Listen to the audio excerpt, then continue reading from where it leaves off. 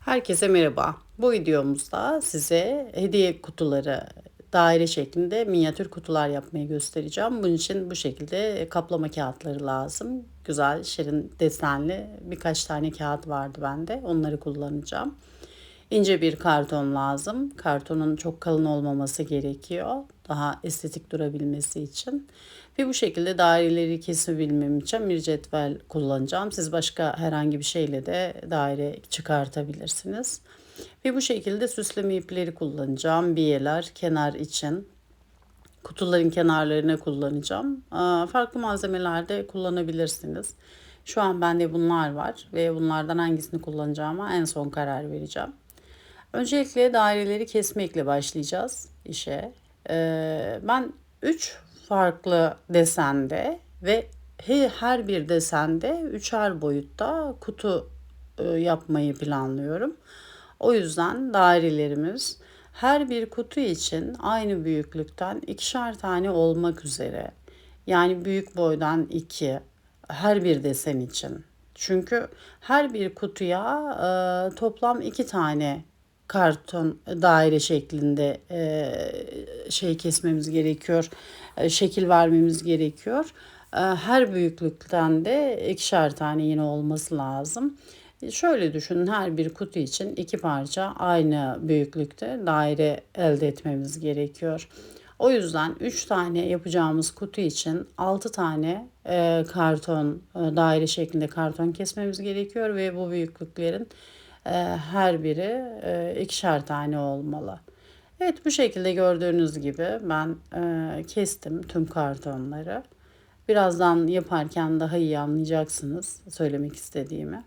Kenarları için de bu şekilde bu kalınlığı ayarlayabilirsiniz. Daha derin yapabilirsiniz. Daha ince yapabilirsiniz. Kutunun kenar kısmı olacağı için o derinliğine siz karar verebilirsiniz.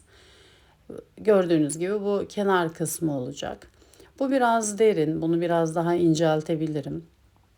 Kartonla çalışırken bükmek, hacim vermek böyle zor olabilir, şekil vermek biraz zor olabilir. O yüzden bir kalemle üzerinden giderseniz, çektirirseniz daha kolay şekil verebilirsiniz. O birer kartona kenarları yapıştıracağız ama önce kartonlarımıza, daire şeklindeki kartonlarımıza eliş kağıdımızı, kaplama kağıdımızı uygulamamız gerekiyor. O yüzden her bir kartonu bu şekilde tek tek yapıştırıcı kullanarak kaplama malzememizin üzerine yapıştıracağız. Çünkü her yerinin desenli olmasını istiyoruz. Bu yüzden de bu şekilde çalışmak daha kolay. Yaptıktan sonra bunları yapıştırmak daha zor. O yüzden önce kağıtların üzerine bu dairelerimizi yapıştırıyoruz.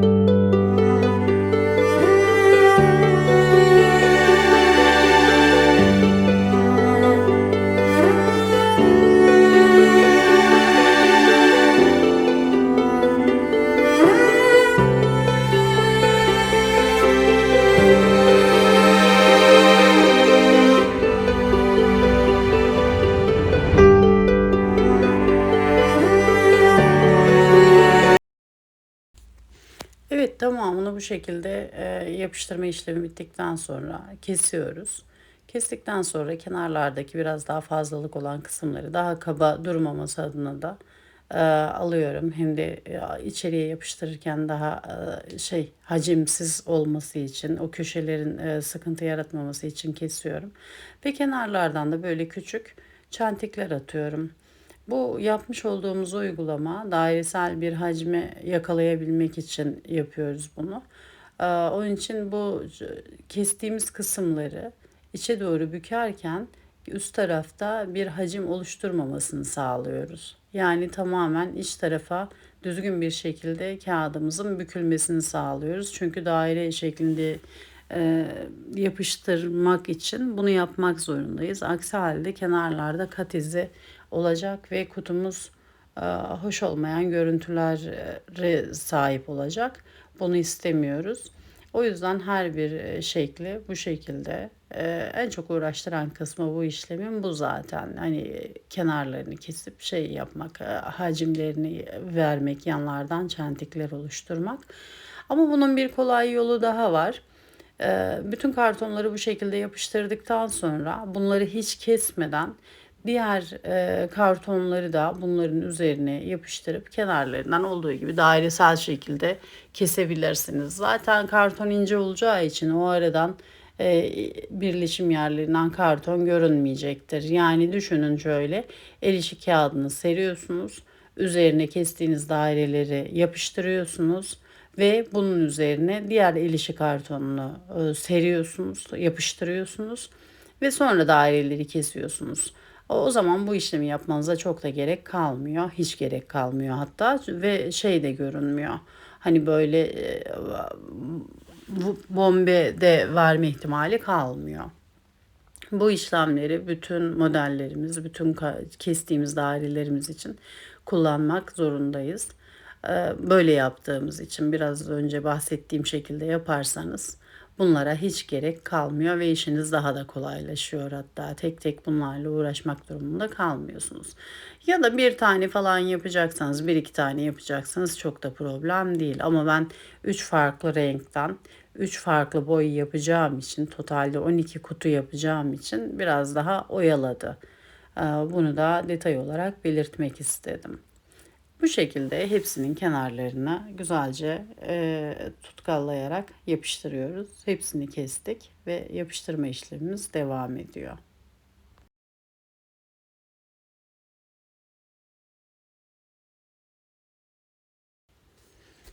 Evet, bu şekilde kesip yapıştırma işlemimiz bittikten sonra üstlerine yapıştıracağımız aynı desende kağıdımızı yine aynı ölçülerde kesiyoruz. Bunları da bu arada görünen karton kısımlara yapıştıracağız. Kötü görüntüleri de kapatmış olacağız bu şekilde ve gayet şirin kutularımızı elde edeceğiz. Yani bu da kapak gibi olacak. Bu şekilde gördüğünüz gibi ön ve arka yüzlerinin hepsini kaplamış olduk daire şeklindeki. Eğer hazır bu şekilde desenli parçalar bulursanız onlarla tabii hiçbir şeye uğraşmamış oluyorsunuz. Bunlar da daha ince şeritler halinde 2,5 santim kestim kalınlıklarına. Boyları farklı olacak tabii. Genişlikleri kartonlarımızın büyüklüğünü ayarlayacak. Evet, bu şekilde birkaç kez çektiğiniz zaman elinizle ya da kalemle bunlara biraz daha şekil vermek kolay oluyor. Tabii bunları da yine bu şekilde veriyoruz şeklini ama şekli vermeden önce bunları da yine desenli kağıtlarımızdan yapıştıracağız. Şu an ölçüsünü görmeniz için, nereye kullanacağımızı göstermek için yaptım size. Bu şekilde o ölçüyü aldıktan sonra, kenar uzunluğunu aldıktan sonra, çapını aldıktan sonra dairenin kestiğimiz parçaya yine aynı desenden kağıtlarımızı kaplayacağız. Her iki yüzeyine de kaplamamız lazım. Hem iç tarafı hem de dış tarafı şık görünmeli. Çünkü içi ve dışı aynı desenlere sahip olmalı yapacağımız kutumuzun. O yüzden her iki yüzünü de bu şekilde yapıştırıcıyla yapıştırıp desenli kağıtlarımızı üzerine çerçeveliyoruz. Evet. Bu kenarların sıkıca oturmuş olmasına dikkat edin. Boşluk kalmamasına dikkat edin. Keserken de aynı şekilde. İyice yerleşsin, kalkmasın. Aksi halde oralardan biraz daha kuruduğu zaman kalkma yapacak kağıt uçlarından ve hoş olmayacak. Özellikle o alt kısmı iyice yapıştırmanızı öneriyorum. Bu şekilde fazlalıklarını kesiyorum ve şeridimizi elde ediyorum. Evet, gördüğünüz gibi böyle gayet düzgün bir şerit elde etmiş olduk. Bu şeridimizi şimdi küçük dairemize yerleştireceğiz. kutumuzun kenar kısmı olarak bunu uygulamış olacağız. Uçlarını da bu şekilde yapıştırıp dairenin üzerine yapabilirsiniz ya da kenarlarını yaparak kenarlarını bu şekilde kalemle düzeltebilirsiniz. Hani şekil vermeniz daha kolay olur o zaman. Döndürmeniz, daire şeklini yakalayabilmeniz daha kolay olacak. O yüzden bunu yapabilirsiniz. İsterseniz dediğim gibi önce uçlarını yapıştırıp dairenin üzerine koyabilirsiniz ya da bu şekilde kenarlarını yapıştırıp direkt alttaki parçanın üzerine yapıştırabilirsiniz. Fazlalığı daha sonra da kesebilirsiniz. O çok önemli bir şey değil. Yani küçük olmasındansa biraz daha büyük olmasını tercih ederim. Birebir oturmasına. Bir de alttaki kutuyla üstteki kutu kapağının tam birbirini kavrayabilmesi için yani kapağın kutunun kendine oturabilmesi için alttaki bu parçayı dairenin üzerine, üstteki parçayı da dairenin kenarına yapmanız gerekiyor. Oradan küçük bir boşluk oluşturmanız gerekiyor ki alttaki kutuda biraz daha dar, üstteki kapakta bir tık daha geniş parça elde edebilin ve kapak bunun üzerine oturabilsin.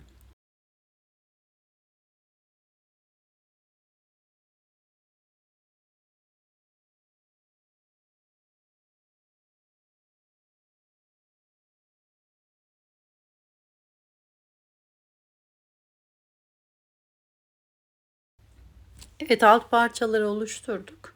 Şimdi üst kapaklara geldi sıra.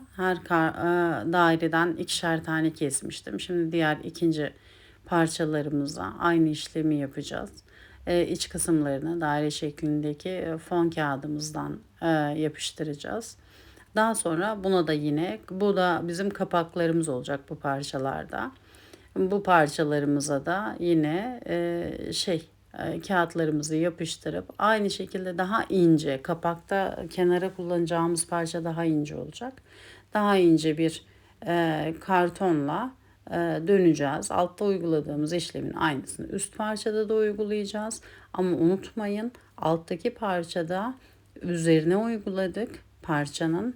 Bunda ise kenarlarını uygulayacağız. Çünkü o boşluğu yakalamak zorundayız. Dediğim gibi kapağın alttaki kutuya oturma boşluğunu elde edebilmek için bunu uygulamak zorundayız. Aksi halde kutularınız birbirini tam alt ve üst kısım birbirlerinin üzerine gelecek ve kapanmayacaktır. Bu çok önemli bir ayrıntı. Bunu lütfen dikkate alın. Unutmadan yapın çalışmalarınızı yaparken de. Bu şekilde kestiğimiz parçaları üzerlerine yerleştiriyorum yine ve aynı altta yaptığım işlemi bunlarda da yapıyorum. O yüzden ikişer tane aynı dairelerden kesmiştim. Daha önce söylemiştim. İşte burada kullanıyoruz. Bunları da kapaklarda kullanıyoruz. Aynı parçalardan.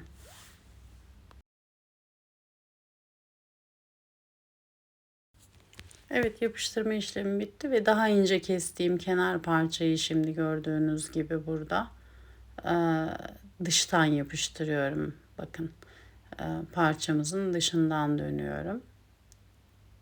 İç kısmına yapıştırmıyorum. Orta kısmına, üst tarafına yapıştırmıyorum. Kenardan dönüyorum.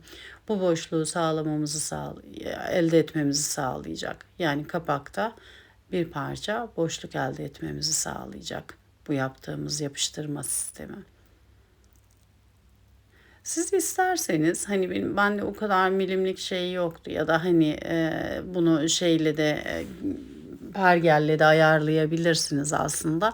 Yarım santim yani yarım milim daha şey yaparsanız bir milim ya da 2 milim daha geniş keserseniz daireyi bu çalışmaları yapmanıza hiç gerek kalmaz. İkisini de dışından ya da ikisini de içinden yapıştırabilirsiniz ama bendeki daireler aynı boyutta olduğu için bu işlemi böyle yapmak zorundayım.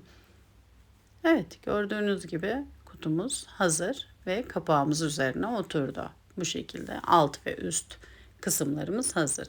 Şimdi bunları süsleyeceğiz gösterdiğimiz parçalarla. Diğer çalışmaları da yaptıktan sonra, diğer tüm kutularımızda da aynı işlemleri yaptıktan sonra süslemeye geçiyoruz. Bu lila olan çalışmamı böyle bir şeritle süslemeyi düşündüm.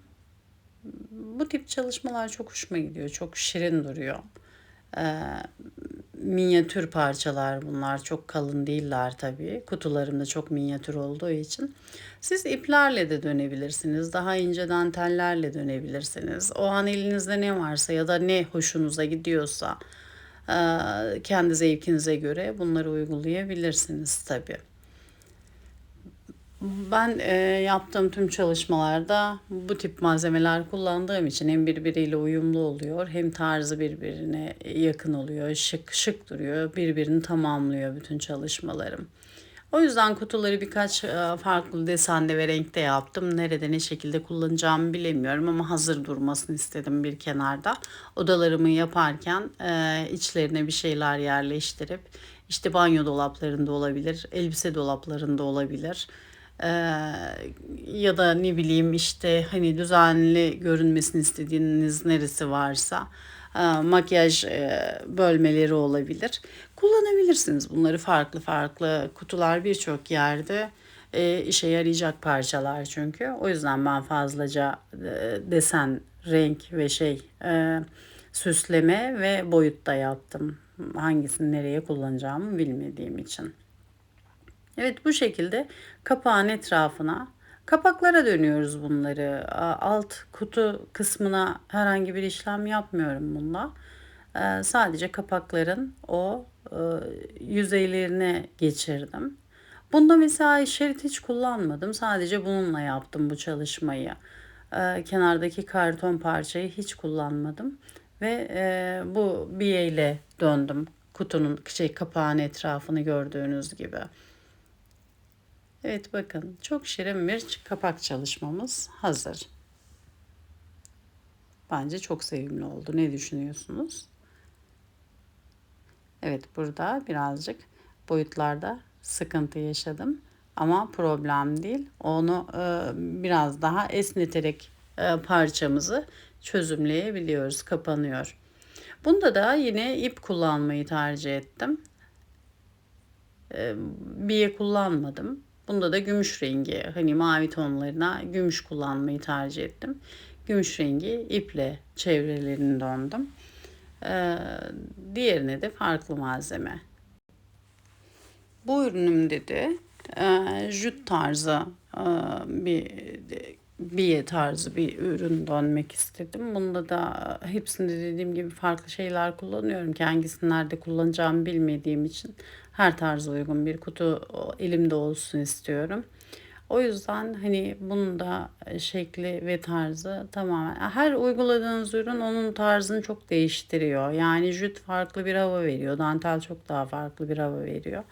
Hepsinin dokusu, görüntüsü farklı olduğu için ona göre bir tat veriyor yaptığımız ürünlere. O yüzden bunu da bu şekilde uygulamayı tercih ettim.